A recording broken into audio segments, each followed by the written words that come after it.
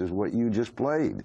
What are they doing? The highest-ranking State Department official, who presumably represents the Obama administration, and the American ambassador in Kiev are, to put it in blunt terms, plotting a coup d'etat against the elected president of Ukraine. Now, let's depose him. That's what the United States should do. Then the United States should stand up and say, that's what we do. We get rid of bad guys. We assassinate them, and we overthrow them. But in Washington and Brussels, they lie. They're talking about democracy now. They're not talking about democracy now. They're talking about a coup now.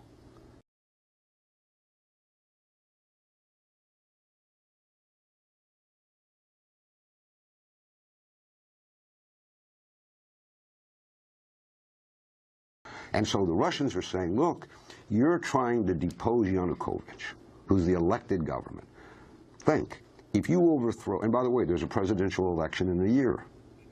The Russians are saying, wait till the next election. If you overthrow him, and that's what Washington and Brussels are saying, that he must go, what are you doing to the possibility of democracy not only in Ukraine, but throughout this part of the world? And secondly, who do you think is going to come to power?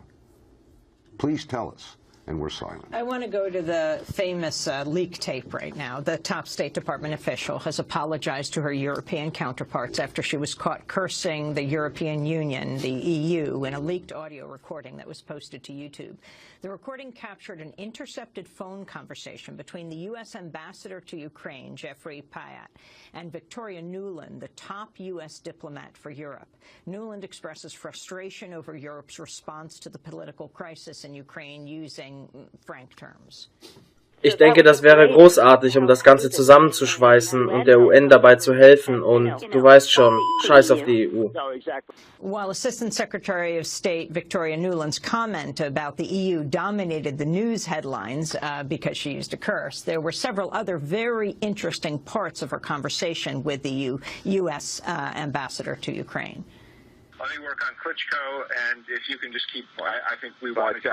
Jedenfalls, wir könnten einen Erfolg erzielen, wenn wir uns beeilen. Lass mich Klitschko bearbeiten und könntest du einfach... Wir sollten versuchen, jemanden mit einer internationalen Persönlichkeit zu bekommen, der hier rauskommt und uns hier hilft. Die andere Frage ist, wie wir Yanukovych übertreffen können. Vielleicht sollten wir uns darüber morgen nochmal beraten, wenn klar ist, wie sich die Dinge entwickeln.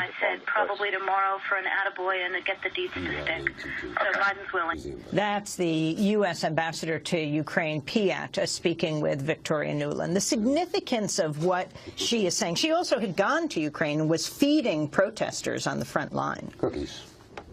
Cookies. Well, here again, the American political media establishment, including the right and the left and the center, because they're all complicit in this nonsense, focused on the two sensational, they thought, aspects of that leak conversation. She said, F the European Union. And everybody said, oh my God, she said the word. The other thing was, who leaked it? Oh, it was the Russians. Those dirty Russians leaked this conversation. But the significance is what you just played. What are they doing? The highest-ranking State Department official, who presumably represents the Obama administration, and the American ambassador in Kiev are, to put it in blunt terms, plotting a coup d'etat against the elected president of Ukraine. Now, that said, Amy, Juan, you may say to me, neither of you would, but hypothetically, that's a good thing. We don't like this. We don't care if he was elected democratically. He's a rat. He's corrupt. And he is all those things. He is. Let's depose him. That's what the United States should do. Then the United States should stand up and say, that's what we do. We get rid of bad guys. We assassinate them, and we overthrow them. But in Washington and Brussels, they lie. They're talking about democracy now. They're not talking about democracy now. They're talking about a coup now. Well, this is more from... And we American citizens should be allowed to choose which policy we want, but they conceal it from us. And I'm extremely angry that the people in this country who say they deplore this sort of thing have fallen silent.